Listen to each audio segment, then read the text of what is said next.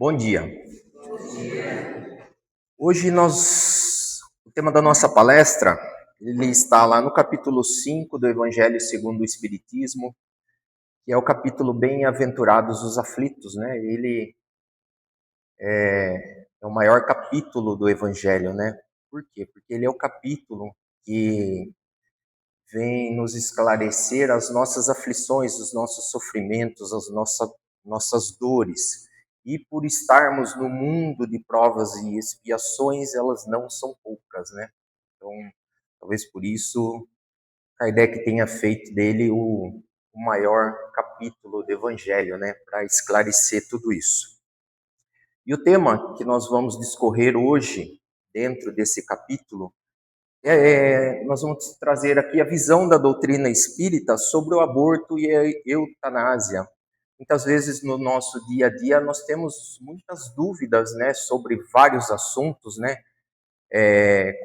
como que a doutrina espírita esclarece isso, né, e esse tema é um deles, né, que nós vamos discorrer hoje.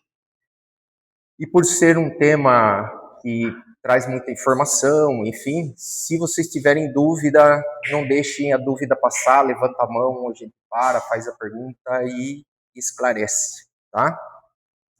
E nós temos que lembrar sempre que quando eu busco uma casa espírita, eu busco uma palestra, né? A palestra espírita, ela não tem por fundamento julgar ninguém, né? Impor regras, não tem nada disso, né? A finalidade de uma palestra espírita é só esclarecer, né? Esclarecer todos aqueles ensinamentos morais que Jesus nos deixou, fundamentado na imortalidade da alma, na lei de causa e efeito e no que tudo isso traz para nós como um progresso espiritual, que afinal de contas é por isso que nós estamos aqui encarnados no planeta Terra, né? E cada um de nós traz uma história, uma dor, uma necessidade, e a doutrina espírita ela vem nos ensinar a compaixão, né? E a compaixão ela tem que ser sempre a nossa primeira atitude, né? Principalmente perante o nosso próximo. Compaixão é compreender o sofrimento alheio, né? Tem um irmão que está sofrendo, eu tenho que, primeiro de tudo, compreender o sofrimento dele, ter aquele sentimento de empatia, que é me colocar no lugar dele, né? Como seria isso se estivesse acontecendo comigo? Assim eu entendo a dor dele e com isso eu tenho a moção, o movimento, eu me direciono no auxílio de alguém, né? Então é isso que que a doutrina espírita ela faz, ela nos traz a luz, né? Ela nos traz o esclarecimento, a compreensão do que é uma vida, de onde viemos e para onde vamos. E que condição eu vou chegar para onde eu vou, né? Tudo isso depende só de mim. Então, através do esclarecimento, muitas vezes sou eu, quando encontro a minha consciência, a luz da minha consciência, que começa a me cobrar, a me culpar, e isso não é bom, né? Então, o esclarecimento é para que eu possa mudar o caminho. Nós lembramos lá de Jesus, né? Com a mulher adúltera. Não peques mais. De agora em diante, não peques mais. O que foi feito até agora, está feito, não tem o que fazer. Esqueça. Mude daqui para frente. Faça diferente. Então é isso. Nós temos que buscar fazer diferente, fazer o melhor. Não ficar se culpando, se julgando.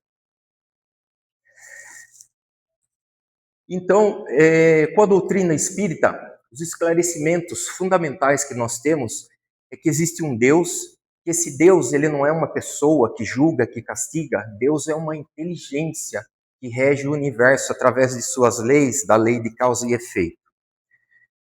E que esse mesmo Deus, ele nos criou seres imortais. Nós somos espíritos imortais, nós não somos essa carne que acaba, que apodrece, né?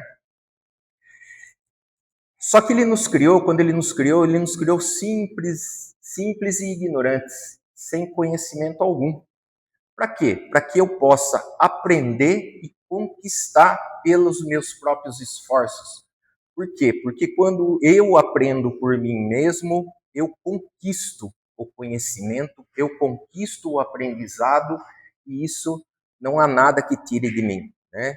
Então, com isso, eu vou aprendendo e vou evoluindo até me tornar o ser perfeito, que é isso que ele deseja de nós. A única coisa que Deus deseja de nós, que ele quer que nos aconteça, é que nós sejamos perfeitos. Mais uma vez, e para isso ele não castiga, ele não pune, ele só nos proporciona os meios para que nós possamos chegar até lá, até a perfeição. E esses meios são os diversos mundos, né? As diversas escolas que existem, os planetas que eu posso habitar de acordo com a minha evolução. Hoje nós habitamos o planeta Terra, que é um mundo de provas e expiações. E para que eu possa habitar esses mundos é através da reencarnação ou encarnação, né? Que é onde o espírito se liga à matéria para que ele possa interagir com outros espíritos através da lei de atração. E assim nós seguimos na nossa existência material, interagindo uns com os outros, aprendendo a se desvencilhar do orgulho e do egoísmo que nós carregamos através da nossa evolução. O orgulho e o egoísmo, eles estão intrínsecos em nós, porque nós trazemos isso da época que nós habitamos o mundo animal, antes de habitar o mundo hominal, né? Então ele faz parte, ele fez parte, ele foi importante para nós enquanto vivíamos no mundo animal. Agora eu tenho que me livrar disso, né? Então é aquele trabalho de formiguinha, dia após dia, prestando atenção nos meus atos, em tudo que eu faço, principalmente nos meus pensamentos, e ir se desvencilhando do orgulho e do egoísmo. Então é por isso que nós estamos aqui, encarnados no planeta Terra, com a finalidade única de aprender, evoluir, de caminhar. E a doutrina espírita, ela é maravilhosa, porque até então nós caminhávamos num caminho totalmente escuro, muitas vezes sem rumo, sem enxergar uma direção para onde eu tenho que ir. E a doutrina espírita é aquela lanterninha que coloco na nossa mão, aí eu começo a iluminar o caminho. Aí eu consigo enxergar qual é o caminho certo. Muitas vezes eu enxergo qual é o caminho certo, mas eu insisto em me desviar, em seguir pelo caminho errado. É aí que vem o sofrimento, a dor. O motivo é para que eu perceba que eu estou no caminho errado. Aí eu volto para o caminho certo. Saio de novo do caminho. Dói, sofrimento, volto para o caminho. Até a hora que eu falo, não quero sofrer mais, eu não quero mais a dor. Vou continuar no caminho certo. É o caminho bom. Pode não ser o caminho mais gostoso, mas é o caminho que é bom. O bom nem sempre é gostoso, mas no final é o caminho que vai nos levar a encontrar o reino dos céus, né? Lá no Evangelho, o reino dos céus, o reino de Deus, que nada mais é de eu estar de bem comigo mesmo, eu estar com a consciência tranquila.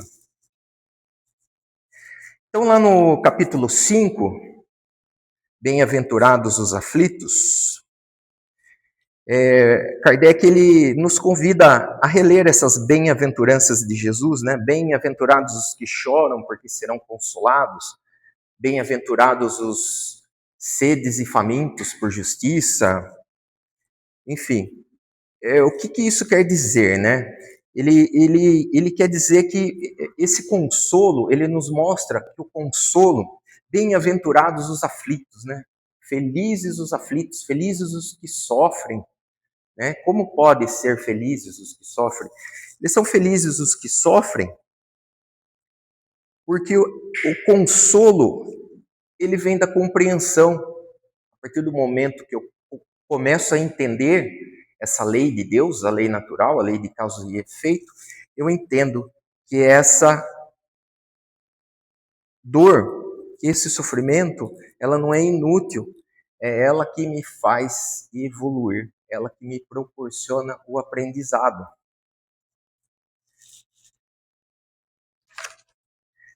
E por que nós sofremos, né? É uma pergunta, ele trata, né, até como uma pergunta mais antiga da humanidade, né? Por que existe o sofrimento? Por que crianças nascem com deficiências? Crianças nascem com doenças? Famílias passam por tragédias, alguns vivem na miséria, outros na abundância. Por que existe essa diferença, né? Então, a doutrina espírita, baseada no Evangelho, nos ensinamentos de Jesus, e principalmente nas revelações dos espíritos superiores, da equipe do Espírito da Verdade, que Jesus designou para que nos trouxesse a doutrina espírita em 1857, ela nos apresenta três possibilidades para o nosso sofrimento, né? Estamos no mundo de provas e expiações. Então, aqui, especificamente, quando eu estou falando de sofrimento, é o sofrimento substantivo, não é o sofrimento sentimento. O sofrimento sentimento sou eu que causo porque eu não entendo a minha dor. Aí eu causo esse sofrimento que é o sentimento.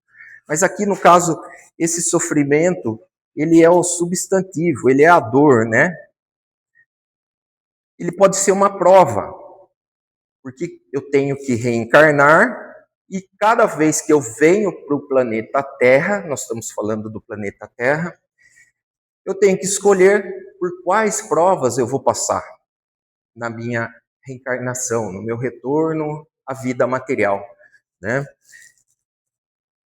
Quais as provas, quais as experiências que eu quero para que eu possa desenvolver as virtudes, para que eu possa aprender, me livrar do orgulho, do egoísmo.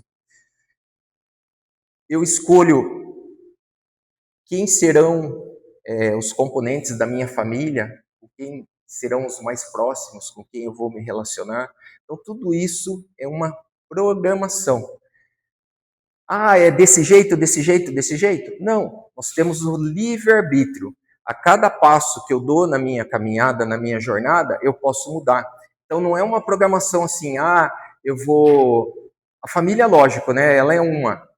Mas as pessoas com quem eu vou me relacionar no trabalho, enfim, a nova família que eu vou criar, tudo isso, ela pode ser movimentada de acordo com os passos que eu dou no meu caminho, porque eu tenho livre-arbítrio, né?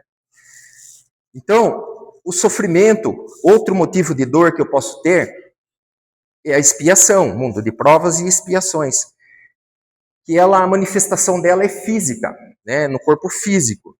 Elas são as consequências dos nossos erros, dos nossos equívocos que eu cometi em vidas passadas.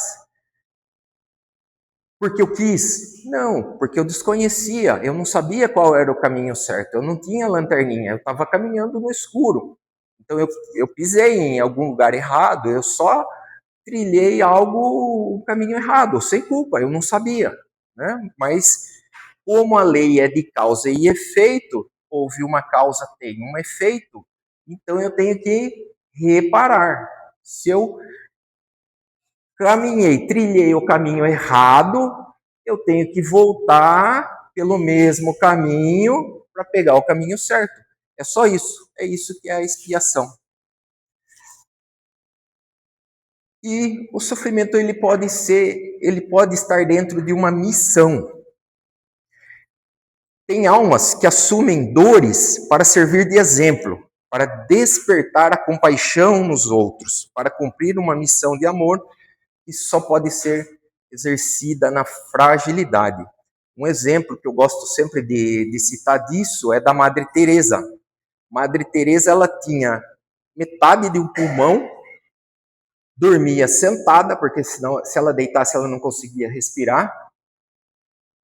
As refeições dela eram maçã, ela almoçava maçã, jantava maçã, e ela fez tudo o que ela fez. E nós temos saúde completa, perfeita, e muitas vezes nós pensamos se devemos ou não ajudar alguém, enfim, né? Então, são os exemplos, né? Então, essa vida terrena, essa encarnação, o fato de estarmos aqui no planeta Terra, ela é apenas um momento na existência de um espírito, porque o espírito ele é imortal, ele tem uma existência que ele teve um momento da criação, teve um começo, mas ele não tem fim, ele não acaba. O espírito é imortal. Então a encarnação, esse momento, esse tempo que nós passamos aqui no planeta Terra, de anos, para nós anos são muitos, mas perante a eternidade, perante a imortalidade, não é nada, né? Mas isso é importantíssimo, porque ele é o momento do nosso aprendizado, é o nosso ano letivo. Eu estou na escola para aprender. E isso está lá na questão 132 do Livro dos Espíritos, onde Kardec pergunta, né, qual o objetivo da encarnação dos espíritos, né? Ou seja, por que o espírito está encarnado aqui no planeta Terra? Deus lhe impõe a encarnação como fim de fazer chegar à perfeição. Ou seja, quando eu estiver lá no mundo espiritual, não adianta eu dizer não quero voltar para a Terra, não quero sofrer, eu não quero sentir dor. Vai ter que vir. Que é o processo que Deus achou não, ele teve a certeza que seria o melhor para nós, que é dessa maneira que nós vamos conseguir chegar à perfeição.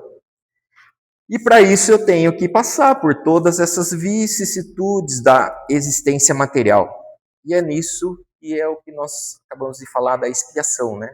Então, essa manifestação no corpo físico do que eu tenho que reparar perante a lei. E a encarnação tem outra finalidade, os espíritos respondem, que é de pôr o espírito em condições de cumprir a sua parte na obra da criação.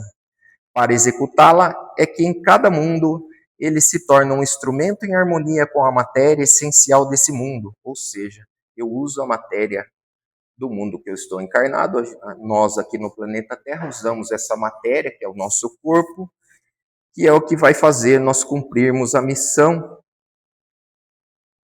que é evoluir, é nos tornarmos perfeitos. Então, a partir do momento que eu entendo isso, que esse ensinamento é fundamental, eu compreendo que essa vida, essa nossa existência aqui no planeta Terra, ela é algo passageiro, que ela é um capítulo da nossa história,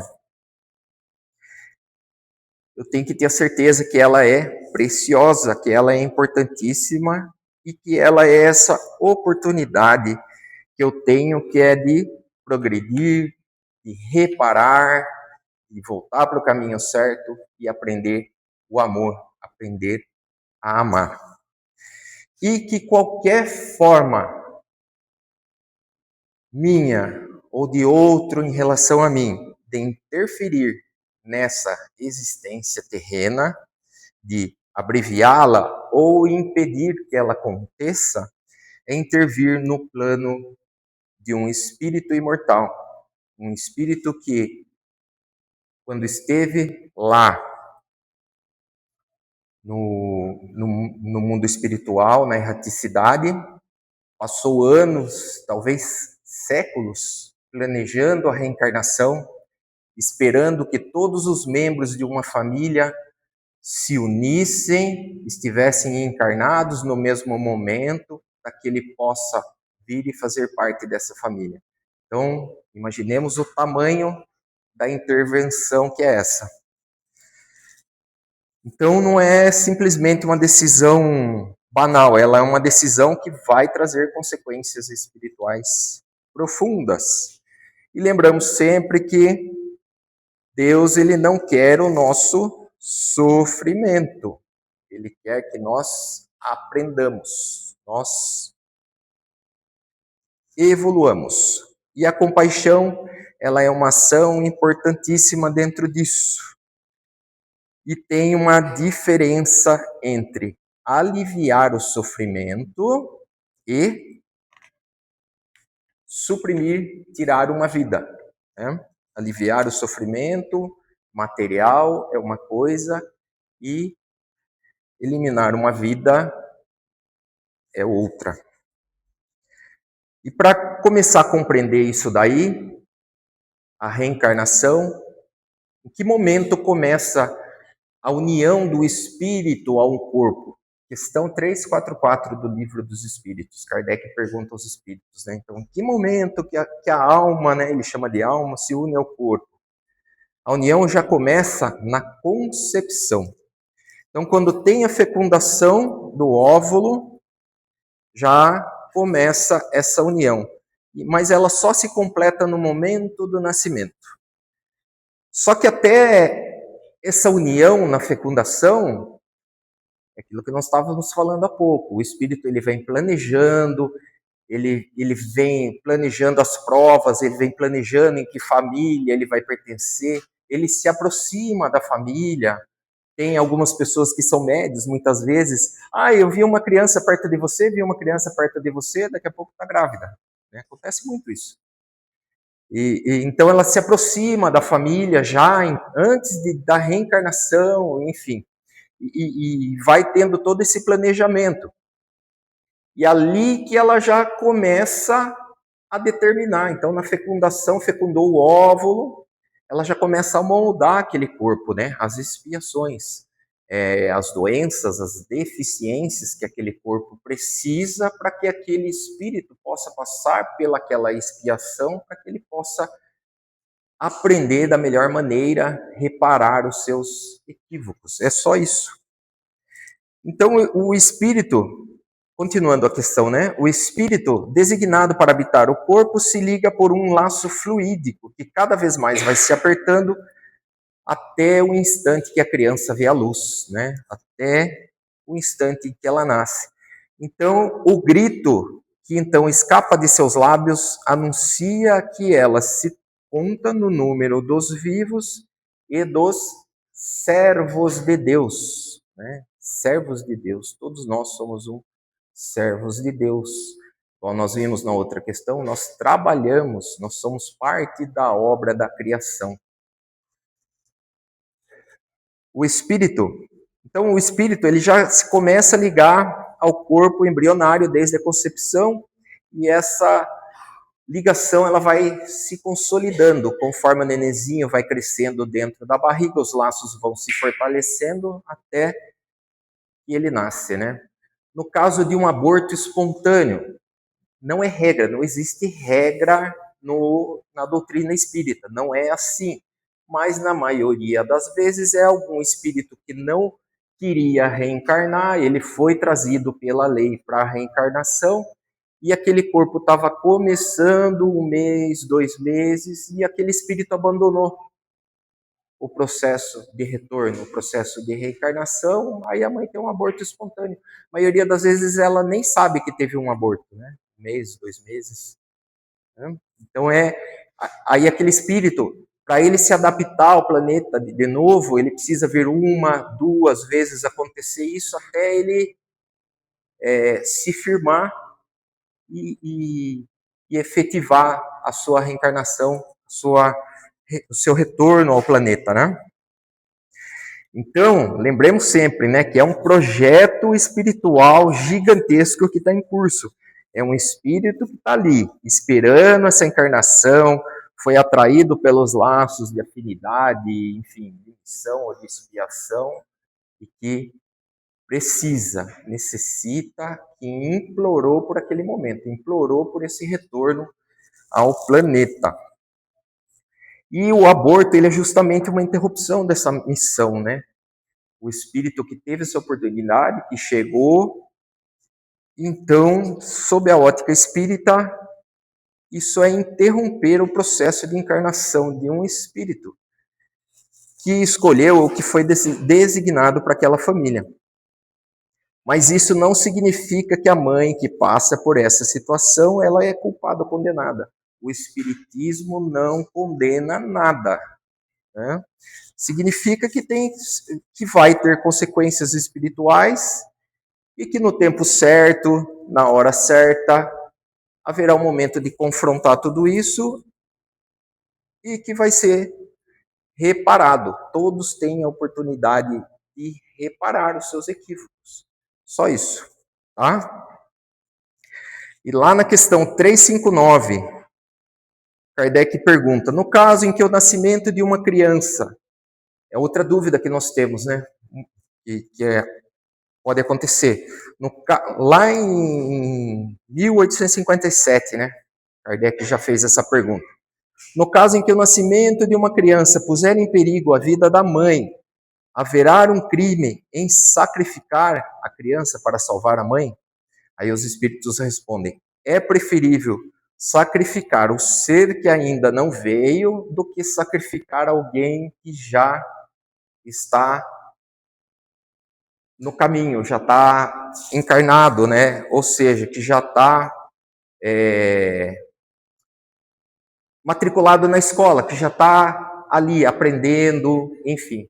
Né? Então é melhor alguém ainda que não reencarnou do que alguém que já está aqui. Né?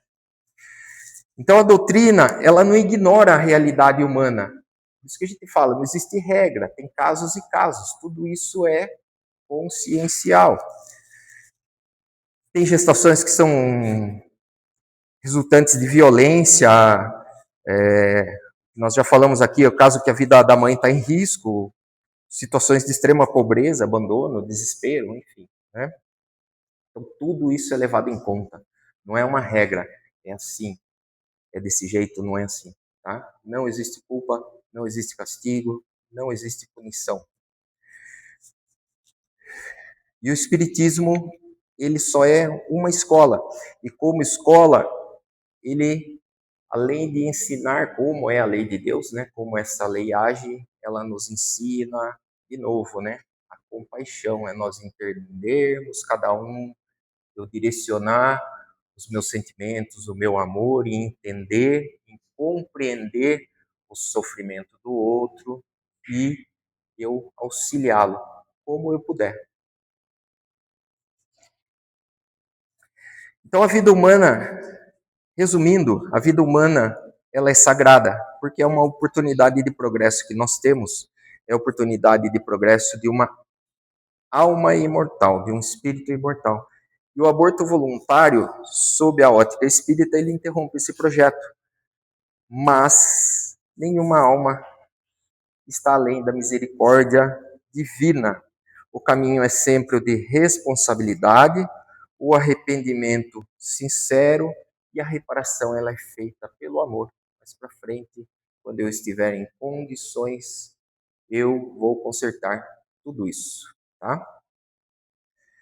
E agora nós vamos entrar na eutanásia, né? A palavra eutanásia, ela vem lá do grego, ela significa boa morte, que é o ato intencional de encerrar uma vida de uma pessoa que enfrenta um sofrimento intenso, uma dor intensa, geralmente causado por uma doença grave e irreversível.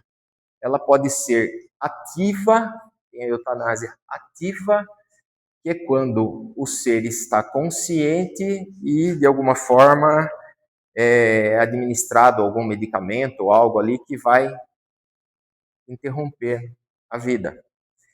Ou ela pode ser eutanásia passiva, que é alguém, por exemplo, que está sobrevivendo no auxílio de aparelhos, aí vai lá e desliga os aparelhos, tá? Então, a gente estudando o espiritismo, quando a eutanásia é ativa e a própria pessoa ela opta por acabar, né, com o sofrimento, normalmente por um câncer que é terrivelmente doloroso, e então aí já entra no quadro do suicídio, né? Porque ele está optando, ele está fazendo essa escolha. Todo mundo tem o livre-arbítrio. Então, esse debate da eutanásia, né, vira e mexe, ele aparece, ele reaparece, né, nas nossas vidas, principalmente diante dos avanços da medicina, que vão surgindo equipamentos, enfim, medicamentos que prolongam a vida biológica. Aí surge, né, a pergunta, né, até que ponto prolongar a vida de alguém que está com dor, de alguém que está sofrendo, passando por essa prova, ela é amor ou é crueldade, né? Então, prolongar a vida de um ente querido, segundo o que a gente vê no Espiritismo, ele faz parte do nosso egoísmo, né?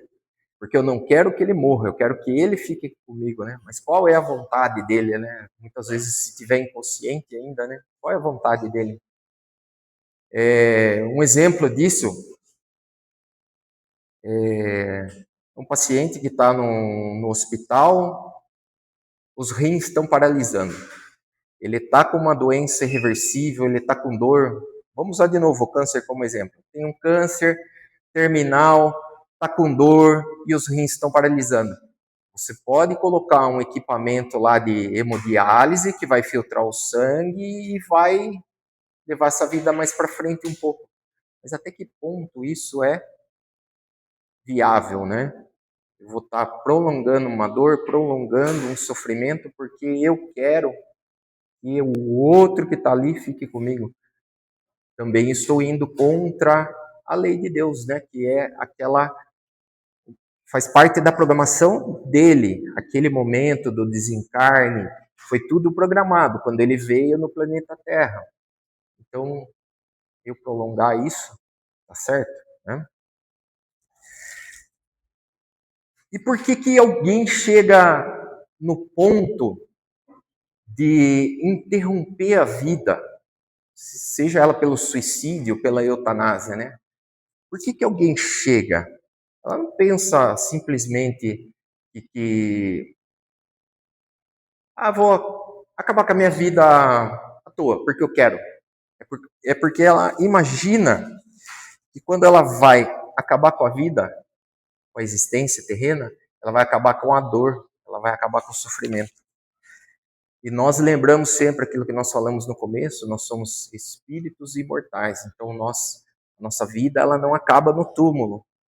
Eu só deixo o corpo material. Enquanto espírito, eu vou retornar para o mundo espiritual, então todo o meu sofrimento, toda a minha dor, eu vou carregar comigo. Então, até o meu momento final, é o momento que eu tenho ali para deixar minhas doenças ali naquele corpo físico, para deixar o meu sofrimento ali. Porque a doença, as doenças, elas fazem parte do espírito. O espírito é causador de tudo. O corpo material, o nosso corpo material, ele é um instrumento de manifestação. Ele atua como um filtro. Então o espírito ele tem as manchas, ele tem as doenças, né? Vamos imaginar no perispírito, as manchas no perispírito, que é o perispírito que molda o corpo. Então quando ele encarna, aquelas manchas do perispírito, elas se manifestam no corpo. Se você se resigna, você aceita tudo, você encara aquilo como tem que encarar, você chega até o final programado da sua existência, a chance de que todas essas doenças, tudo que estava, todas essas manchas do perispírito, ela fiquem no corpo que vai para o túmulo e aquilo vai se dissolver e você retorna ao mundo espiritual com o perispírito limpo, com a consciência tranquila. Então é essa a finalidade das doenças que nós temos, né? Essas manifestações que nós temos no nosso corpo material. Então quando nós compreendemos isso, quando eu tiver uma dor, eu vou pedir ajuda. Pedir e obtereis. Eu peço, Deus me dê força para eu encarar essa dor. E muito obrigado por essa dor. Muito obrigado por essa oportunidade que eu tenho de reparar os meus equívocos. Mas me dê força para encarar. Então, isso vai ficando cada vez mais suave. E com isso, eu deixo de sofrer. Eu encaro a dor de frente. Eu encaro a minha prova de frente. E é assim que eu aprendo. Aceitando os desígnios de Deus. Aceitando a lei de Deus. E lá na questão 953 do livro dos Espíritos, 953 já está no capítulo 4. Olha para você ver, capítulo 4, onde ele trata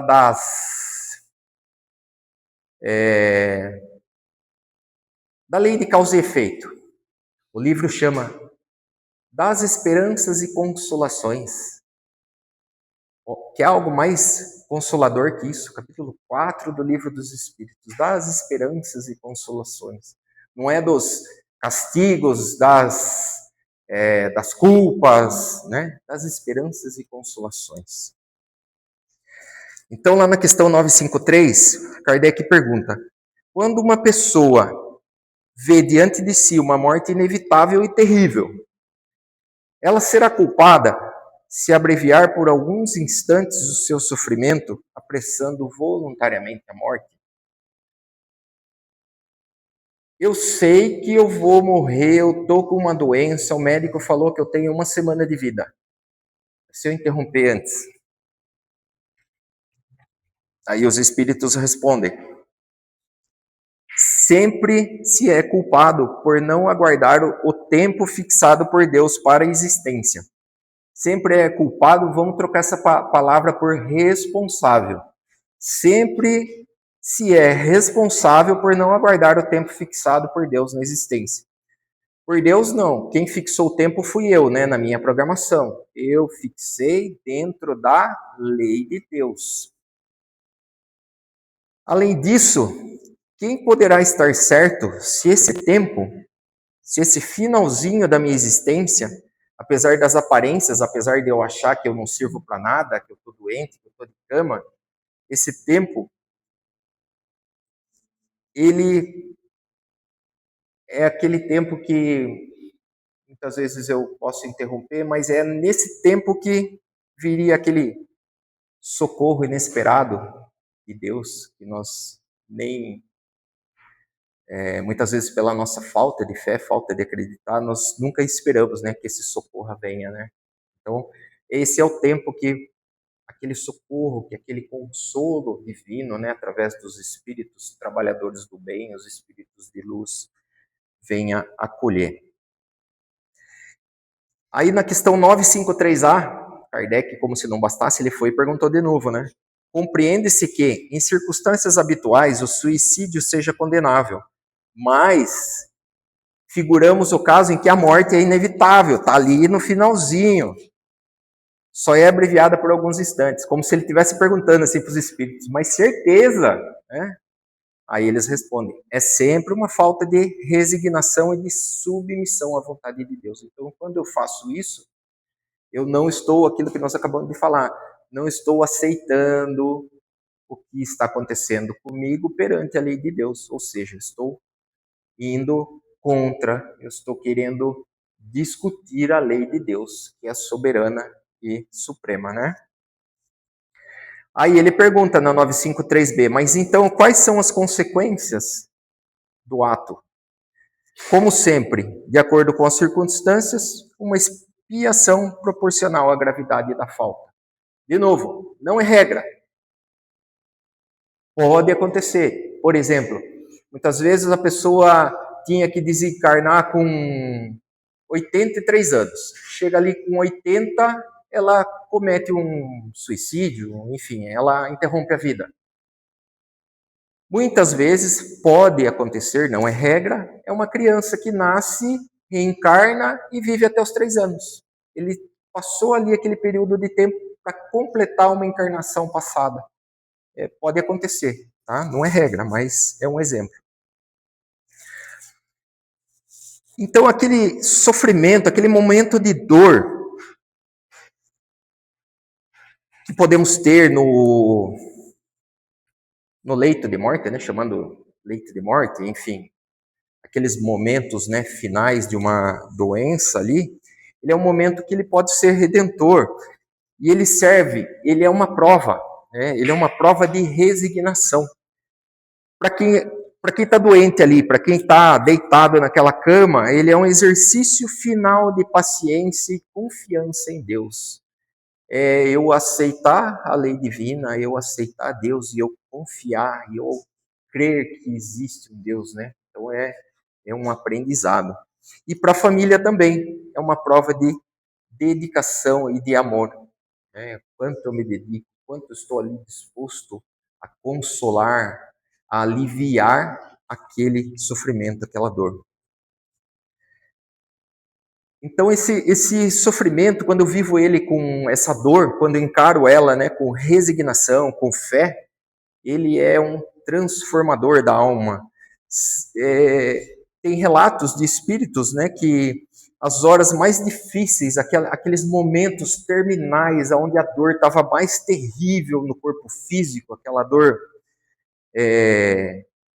aguda, elas foram os momentos mais importantes de toda a vida, de toda a existência desse ser aqui no planeta Terra.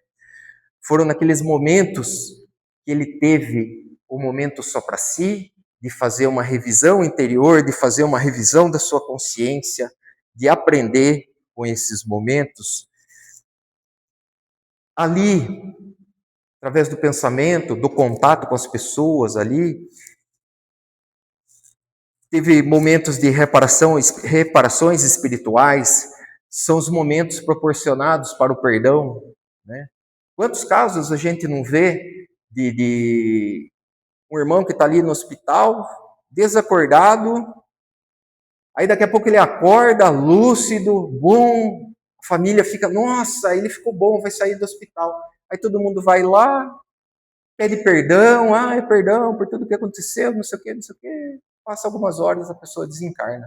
Então é aquele momento que teve para a família se aproximar e resolver essas pendências que muitas vezes não foram resolvidas na existência inteira. Aí naqueles momentos finais, naquelas horas finais, houve essa oportunidade de ter essa reconciliação com Deus e com as pessoas amadas, né? Então por isso que é importante, até o último minuto da encarnação.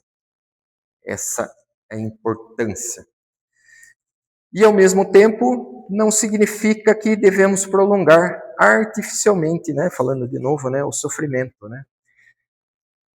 Que nós devemos deixar sempre o corpo chegar naturalmente ao seu fim. E o outro, eles tratam aqui como eutanásia, né? Eutanásia é quando você vai e interrompe, e a eutanásia é a morte natural, né? Quando você deixa o corpo chegar ali no final, né, na morte natural. Então o espiritismo ele está completamente em plena harmonia de acordo com a eutanásia, né, que é essa morte no seu tempo certo, sem nenhum prolongamento artificial desnecessário e sem a antecipação intencional. Mas nunca deixar de lado, é importantíssimo, os cuidados paliativos, né? É o alívio da dor, através de medicamentos, o conforto emocional e espiritual. Tudo isso é válido e é necessário e é importantíssimo.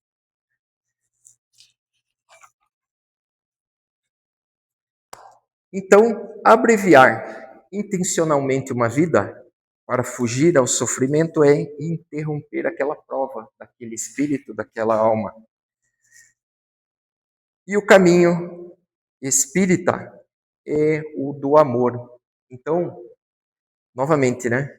Cuidar, consolar, fazer prece é algo maior do que fazer prece para o próximo, do que fazer prece para alguém. É um remédio, é um alívio maravilhoso que nós podemos dedicar ao outro, ao próximo, sem abandonar e sem acelerar o seu fim. Né? Então, nós percebemos que a doutrina espírita ela nos traz esse tema, né, através de três pilares, de três ensinamentos, né, que é sobre a lei moral, que existe uma lei que rege a existência dos espíritos, né? Então, existem os espíritos, mas tem uma lei, né, a lei de Deus, a lei natural, a lei de causa e efeito, que é o que rege tudo isso. E que ela não é punitiva, mas ela é didática, ela é para ensinar, para promover a evolução dos espíritos. Que nós devemos ter a compaixão, que Deus é o nosso Pai, que Jesus nunca condenou os pecadores, ele sempre amou e orientou. E sendo assim, a doutrina espírita também, ela ama e orienta. Para quê? Para que nós possamos entender as circunstâncias e não fazer julgamentos, para que nós possamos acolher a dor alheia e que todos nós temos a liberdade, temos o livre-arbítrio que é sagrado. Cada ser humano tem o direito de fazer as suas escolhas. E para que nós possamos fazer as escolhas mais assertivas possíveis, a doutrina ela nos informa, nos orienta e nos ilumina, mas ela não impõe nada. A consciência de cada um é individual, é de cada um. E a partir do momento que nós vamos aprendendo, nós vamos acolhendo os ensinamentos do nosso Mestre Jesus, nós mesmos somos os juízes das nossas ações. Então, o que nós carregamos, do grande ensinamento desse capítulo 5 é que a vida do plano físico ela não é um acidente, ela não acontece por acaso. Eu não estou aqui por acaso. Também não estou aqui porque estou sendo castigado e não estou carregando nenhum fardo inútil. Eu estou aqui porque eu tenho uma missão, eu tenho uma oportunidade de evoluir, de trabalhar na obra da criação, de me colocar em direção à perfeição. É o amor de Deus que se manifesta em forma de experiências, de aprendizado, de ensinamentos. E que quando a vida estiver difícil, quando eu achar que a minha vida, a minha existência está difícil, seja ela por uma doença, por uma gravidez inesperada, pelo sofrimento de um ente querido, é nesses exatos momentos que eu estou sendo chamado para o meu maior aprendizado, para o meu maior momento de crescimento. Então, bem-aventurados os aflitos, porque os aflitos, com as aflições, os sofrimentos e as dores, nós aprendemos a transformar a dor em aprendizado, em evolução. Obrigado pela atenção.